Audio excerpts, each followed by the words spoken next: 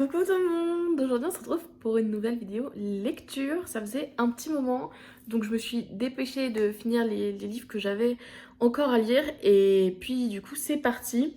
Comme d'habitude on va commencer par les romans, mais il y aura aussi de la BD, du comics, du manga et un petit peu une catégorie haute fourre-tout. C'est parti!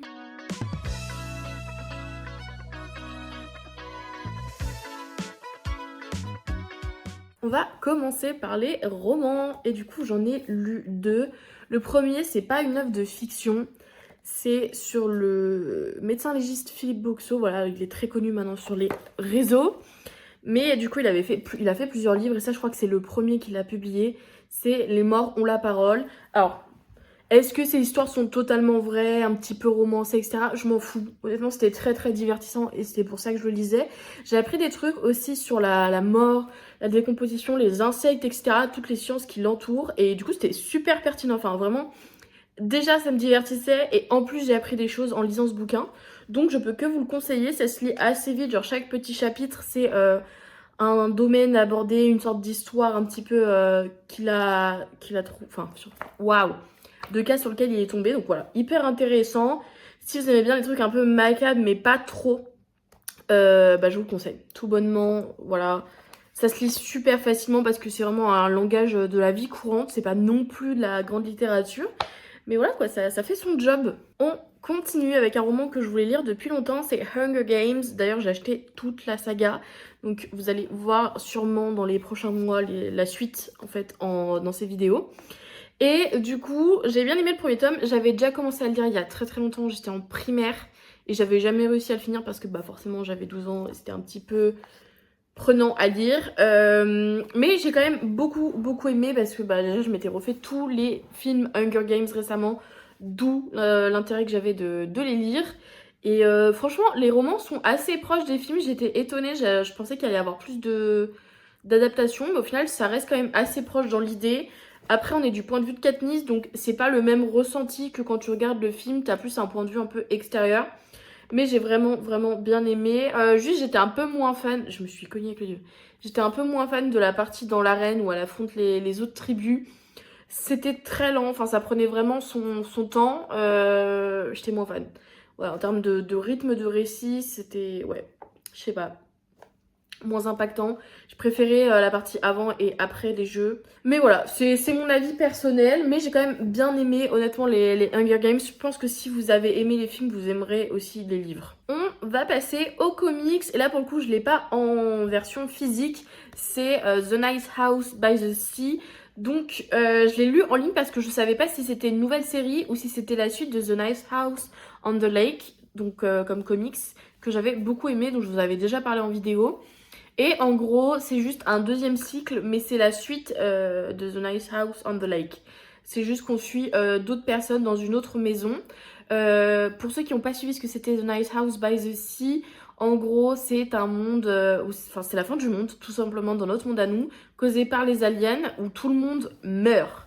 Sauf les humains sélectionnés pour vivre dans des maisons. Ils sont censés représenter en gros le top du top de chaque domaine entre guillemets de notre civilisation, donc médecine, art, sciences, enfin bref, plein de trucs comme ça. De toute façon, on vous en parle dans le premier cycle, The Nice House by the Lake. Et du coup, on approfondit un petit peu cet univers et ce concept de maison avec une nouvelle maison, de nouveaux personnages, mais qui sont reliés à la première maison. Et d'ailleurs, on revoit les personnages de la première maison dans cette suite. Donc j'ai pu lire que le tome 1 parce que je crois que toutes les issues sont pas encore sorties, mais je les ai lues du coup internet. Voilà, tout simplement parce que j'avais la flemme et je les ai lus en anglais. Et donc, de toute façon, il faudra que j'achète les tomes parce que j'adore ce comics. C'était juste pour avoir confirmation si c'était la suite ou pas. Enfin, j'hésitais à l'acheter, vous voyez, pour l'instant, c'était pas dans mes priorités de lecture. Au final, j'ai bien aimé. On a beaucoup de réponses à notre récit parce que c'était très mystérieux, hein, le tome 1 et 2. Moi, c'est ça qui m'avait un peu saoulée, même si j'aime bien quand il y a du mystère un petit peu. Mais là, c'est bien, on a des réponses, on a des nouvelles questions qui se posent, mais c'est pas des questions non plus trop mystiques. Enfin, je sais pas, j'ai vraiment bien aimé cette suite et j'ai trop hâte de lire du coup le deuxième tome de The Nice House aussi, tout bonnement. Il s'agit d'une entreprise qui aurait réussi à créer un clone de Jésus à partir de son ADN, enfin d'un échantillon d'ADN.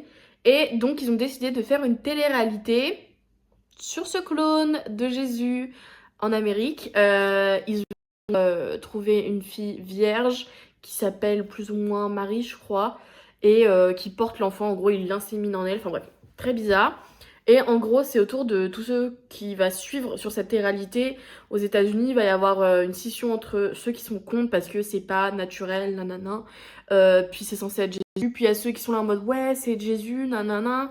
Bref, on va également suivre du coup les péripéties que va vivre sa mère parce qu'en gros, ils vont être sur une île pour tourner cette réalité. Et bien évidemment, ils sont obligés d'être sous protection vu que c'est censé être Jésus, en tout cas son clone, et etc. Donc on va avoir toute l'histoire de garde du corps aussi qui est dans la mafia, machin. J'ai pas trop compris. Enfin bref, le conflit qu'il y a eu en Irlande avec les catholiques aussi, ça parle de ça. Et donc on va suivre aussi du coup la montée, enfin la Jésus tout simplement, numéro 2, qui va grandir et tout ce qui va en découler, son évolution, l'adolescence et tout. Très très pertinent comme récit, super bien, critique encore une fois des États-Unis, de leur rapport religieux. Bref. Voilà, un récit punk, littéralement, ça s'appelle pas Punk Rock Jesus pour rien. La fin était quand même prévisible, enfin je veux dire, plus j'avançais dans le récit, plus je voyais venir la fin, et je me suis dit, en même temps, je voyais pas trop d'autres fins cohérentes avec ce récit. Donc c'est pas très très grave, moi ça me gâche pas une œuvre d'avoir une fin prévisible si elle est cohérente avec le récit précédent. Donc voilà, moi je vous le conseille en tout cas, si vous voulez un comics qui change un petit peu, qui est un peu rebel, qui critique un petit peu la société, bah foncez. On passe au manga. J'ai continué une série que j'adorais quand j'étais plus jeune, Dolly Kill Kill, alors qui aujourd'hui n'est plus imprimée, donc je vous conseille juste de lire les scans en fait tout simplement. Là on était dans ma partie préférée du manga, on découvre de nouveaux personnages avec des pouvoirs, etc. Qui ont un lien du coup avec notre personnage principal. Très très pertinent, je préfère ces personnages entre guillemets secondaires et leur petit groupe que le personnage principal et son groupe à lui. Vraiment, je sais pas comment expliquer, mais je les trouve plus intéressants, plus caractériels en tout cas dans leur écriture, et même en termes de pouvoir, je sais pas, je trouve ça plus cool. Un petit peu plus aussi sur les Dollies, leur motivation. En gros, c'est un monde qui a été ravagé par des aliens. Tiens, c'est marrant, ça me fait penser à The Nice House by the Lake. Sauf que là, ils ont la forme de poupées un peu et de jouets. Enfin, ils sont très très bizarres comme créatures. Je me rappelle plus où j'en étais, mais c'est pas grave. En plus, c'est même pas droit. Quelle horreur. Bref, j'adore les récits apocalyptiques. Je pense que ça se ressent dans mes recommandations, mais je sais pas ce que ça veut dire sur moi, mais c'est pas grave. En tout cas, j'aime beaucoup plus cet homme et la suite. J'avoue que le début de la série, c'est un manga que je vous recommande de lire. Après, encore une fois, ça reste un shonen. Donc, si vous aimez pas les shonen en général avec un peu de combat, vous allez pas aimer. Mais je suis quand même contente parce qu'en vrai, il y a pas mal de personnages féminins qui se battent aussi, autant que les hommes. Donc voilà, ça fait du bien un petit peu de parité. Autre manga que j'ai lu et que j'ai fini d'ailleurs aujourd'hui, c'est La mort... Non, c'est L'amour et la mort de Junji Ito. Alors, il y a ce récit-là, mais il y a aussi des histoires complémentaires pour faire ce volume. Je crois qu'il doit y en avoir 5-6, un truc comme ça. Je m'y attendais pas, je pensais que ça allait être uniquement sur cette histoire-là, mais au final, bon, voilà. Comme d'habitude, Junji Ito, en fait, ils font des gros volumes pour vendre plus cher et ils remplissent avec des histoires. D'ailleurs, dans ce tome-là, il y avait une histoire que j'avais déjà lue dans un autre recueil de Junji Ito. Donc un peu relou parce qu'en fait je me rends compte qu'il y a plusieurs histoires, je les ai déjà lues, pas forcément dans celui-ci mais en fait dans l'ensemble de ma collection de Junji Ito, parce qu'il y a deux éditeurs, il y a Mangetsu et l'autre je sais plus ce que c'est, je ne sais plus. Bref, il y a plein d'histoires que j'ai en double, du coup ça m'énerve, je préfère autant qu'ils de juste les publient pas en différents éditeurs, je sais pas, bref. En tout cas, L'amour et la mort, le récit principal, exceptionnel. En gros, ça parle d'une ville où il y a toujours de la brume. Et les gens ont une coutume dans cette ville, c'est de se mettre à un croisement et de demander en fait un peu leur avenir. Par exemple, ils demandent au premier passant qui passe, est-ce que mon amour va triompher ou pas? Et le passant, bah, du coup, répond ce qu'il inspire. Et en fait, on a un garçon qui revient habiter dans cette ville. Et à l'époque, il avait donné une prémonition négative à une dame parce qu'il était de mauvaise humeur en fait avec sa famille, il allait déménager et tout ça. Et du coup, cette dame s'est donné la mort suite à sa prémonition. Et du coup, il pense que c'est de sa faute si plein de jeunes filles reçoivent des prémonitions négatives et se donnent la mort dans cette petite ville. Voilà, j'en dirai pas plus, mais j'ai vraiment beaucoup aimé. Je trouve que les planches sont vraiment incroyables, genre en termes d'horreur, de body horror, très cool. Je vous le recommande, je pense que c'est un de mes Junji Ito préférés pour le coup, il m'a pas ennuyé. J'avais vraiment envie de lire les chapitres suivants. D'ailleurs, je l'ai eu à Noël. Donc voilà, big up à ma soeur qui me l'avait offert. Et franchement, si c'est un artiste que vous n'avez pas encore lu, Junji Ito, je vous le conseille. Genre vraiment, en termes d'horreur, c'est incroyable. Genre, c'est pas de l'horreur tout le temps qui va vous empêcher de dormir, mais c'est plutôt psychologique. On passe au BD et j'en ai lu beaucoup en vrai ces derniers temps. Alors, il y en a une, c'est parce qu'elle n'était pas prévue, et une autre, j'avais oublié que je l'avais lue. Donc voilà, enjoy. Tout d'abord, j'ai fini la saga des nombrils. Voilà, alors je l'avais déjà lu, j'avais déjà fini, mais je les ai relus, vous l'avez vu de toute façon en vidéo. Et donc là, c'est mes 3 tomes préférés, je pense, parce que c'est là où on voit le plus le développement des personnages. C'est vraiment une dinguerie.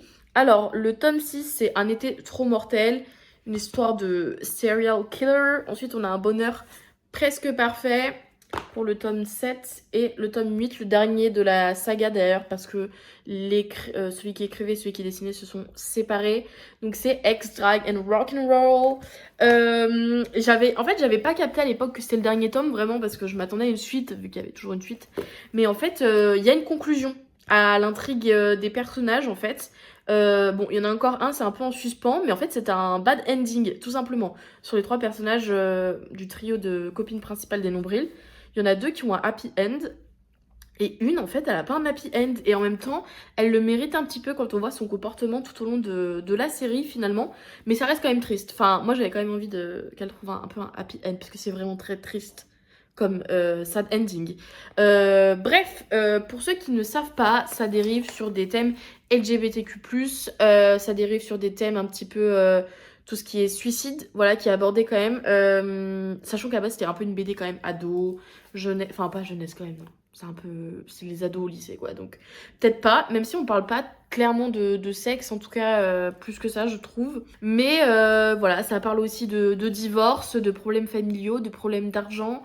C'est hyper deep, surtout Jenny en fait, si vous connaissez pas son histoire, mais même au final pour les autres persos, enfin bref, franchement incroyable en termes d'écriture, je vous le recommande, c'est exceptionnel.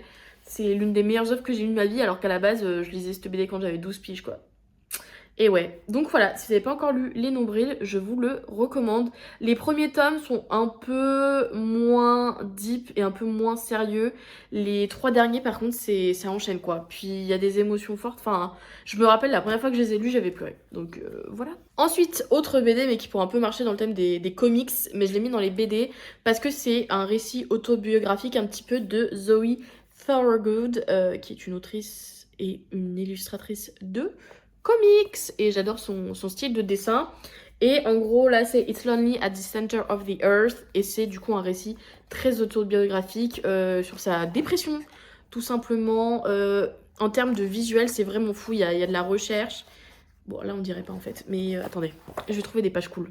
Il y a de la photo, il y a des couleurs, à des moments il y a plus de couleurs. On a aussi plein de trucs un petit peu qui sortent. Voilà. En fait c'est vraiment un récit qui nous emporte dans l'univers de l'écrivaine et de l'illustratrice, vu que c'est la même personne. Je sais pas, c'était vraiment deep. Alors après, trigger warning, voilà, ça parle de ses pensées suicidaires. Donc c'est pas très gay. Je pense que c'est pas pour tout le monde pour le lire, mais it's that deep en fait. Et je sais pas, je trouve que c'était quand même bien de partager ça avec nous. Apparemment, il y a eu pas mal de gens qui ont pas trop compris son œuvre, voilà. Moi, je trouve que ça allait. En fait, juste, elle nous raconte en fait ce qu'elle ressent. Ça va pas plus loin que ça, et c'est hyper triste. Ça raconte un peu son passé aussi. Je sais que récemment, elle a perdu son frère. Elle en parle pas là-dedans, mais du coup, voilà. Et elle hésitait à écrire une suite, mais elle sait que c'est pas pour tout de suite parce que du coup, je la suis sur les réseaux. Et je trouve que c'est trop bien. Elle a plein de projets en fait sur les étagères, mais à cause de ses problèmes psychologiques, elle les met un petit peu en pause. Donc voilà, j'ai hâte de voir la suite de son travail, parce que c'est une illustratrice exceptionnelle. Autre BD que j'avais déjà lu mais que je pensais avoir présenté en vidéo et en fait pas du tout. Donc j'ai décidé de la relire parce que ça fait très longtemps que je voulais la relire. C'est Girl Juice. Je l'avais trouvé par hasard à la Fnac sous les présentoirs il y a 2 ans peut-être. Et donc je m'étais tentée parce que j'aimais beaucoup le style graphique en fait. À chaque fois c'est des pages de tranches de vie avec 6 cases parce qu'en fait à la base l'illustratrice les poste sur Instagram. Et d'ailleurs j'ai découvert grâce à ce livre. Mais du coup, voilà, si vous voulez lire un peu plus sur ces personnages, vous pouvez aussi voir sur Instagram ce qu'elle poste. Et donc, du coup, là, on a écrit Colloque, Sex Toys and Dog Mom. En gros, on suit le personnage de Bunny, qui est une jeune femme totalement dévergondée. Et ses colocataires ont un peu du mal avec elle de temps en temps. On suit un petit peu aussi des histoires autour de leur coloc. En général, il y en a une, son kiff, c'est les clowns. Il y a un couple queer aussi, pour celles qui ça intéresse. Et du coup... c'est du tranche de vie, en gros, une page, c'est une histoire. Ensuite, on a une histoire un peu plus longue sur plusieurs pages où elles sont au camping. Trop fun, moi ça m'a trop fait rire. Et on a une plus grosse histoire sur un démon qui prend possession de l'une des filles. Voilà, exceptionnel. Donc, sur le volume, vous avez tout ça où c'est du tranche de vie avec l'histoire de camping et un peu des petites histoires. Et tout ça, c'est l'histoire du démon que j'ai trop kiffé. Si vous avez envie de lire des trucs un petit peu plus légers, un petit peu plus fun, un petit peu plus girly, et bah franchement, Girl Juice, foncez, tout simplement.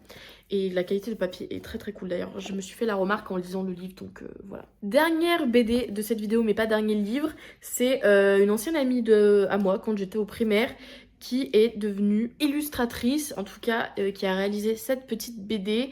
Alors, c'est pas disponible à la vente en magasin, c'est en gros elle qui en a parlé sur son Instagram, qu'elle avait fait ce projet de BD, et du coup, fallait lui passer commande. Mais du coup, peut-être que si d'autres gens ont envie de passer commande, elle en refera, je sais pas, bref. Je voulais présenter son travail parce que vous pouvez quand même aller la suivre sur les réseaux. Et elle s'appelle Camille Châtelain. Voilà. Donc ça reste une BD qui s'appelle La vengeance dont vous êtes l'héroïne. En gros, on suit l'histoire de Manu qui a été victime de VSS. Et en fait, c'est une histoire à choix pour mener sa vengeance contre son dealer. Je dis pas les termes parce qu'en fait je sais pas sur YouTube comment ça modère, bref. En tout cas j'aime beaucoup le style de dessin, voilà c'est très... je pense qu'elle l'a fait en tradi. Elle m'avait expliqué qu'en gros elle l'avait fait dans un atelier, donc voilà. Très très très cool en termes de dessin, très émouvant. J'ai bien aimé le fait qu'un un thème aussi deep, aussi sérieux soit abordé dans une BD à choix, tout simplement, qui est beaucoup plus soft, généralement qui est plus pour les enfants ou en tout cas pour les personnes plus jeunes. Donc voilà, très très très cool. Allez la suivre sur les réseaux. Ça m'a remotivée pour faire du dessin et des projets de BD que j'ai dans ma petite tête, mais que j'ai la flemme et pas le temps et pas la motivation. Donc voilà, merci Camille. Dernier livre de cette vidéo qui est dans la catégorie haute, clairement, parce que je sais pas comment le classer. En fait, c'est un livre d'Umberto Eco, enfin un livre. C'est un discours qu'ils ont mis au format livre sur ce qu'il avait prononcé, qui s'appelle Reconnaître le fascisme. C'était intéressant. Après, c'est pas non plus le truc le plus facile à lire comme discours. Mais du coup, il parle un petit peu de comment on reconnaît le fascisme. C'est pas ce qu'il y a de plus digeste, honnêtement. Mais c'est pas grave, je suis contente de l'avoir lu. Faut que je me renseigne un petit peu au sujet, voir un peu d'autres explications du texte. Mais voilà, ça me fait du bien de temps en temps de lire des trucs un peu sérieux, un peu pas fictionnels. Je me dis que ça peut pas faire de mal, tout simplement. Voilà, c'était un peu la recommandation bizarre de la vidéo, mais c'est pas grave, c'est pas grave. Je lis des choses variées et donc si ça peut donner envie à des gens de lire d'autres choses, et bah c'est cool. Bref, sur ce, c'est la fin de la vidéo. J'espère qu'elle vous a plu, que vous avez pu découvrir des œuvres qui vous ont donné envie ou tout simplement des œuvres que vous aviez déjà lues et du coup ça vous fait un avis dessus. Vous pouvez toujours mettre en commentaire d'ailleurs ce que vous avez pensé de ces lectures si vous avez pu les lire. Moi j'adore discuter de bouquins, je pense que vous l'avez remarqué. N'hésitez pas à vous abonner pour pas rater mes prochaines vidéos, à liker pour que je sache si ce genre de contenu tout simplement vous plaît et à partager, mais en vrai, qui partage vraiment des vidéos? Enfin vous voyez, si vous faites c'est trop trop cool parce que ça marche comme ça en fait YouTube, mais voilà, et commenter aussi ça aide. Bref, à la prochaine, bye!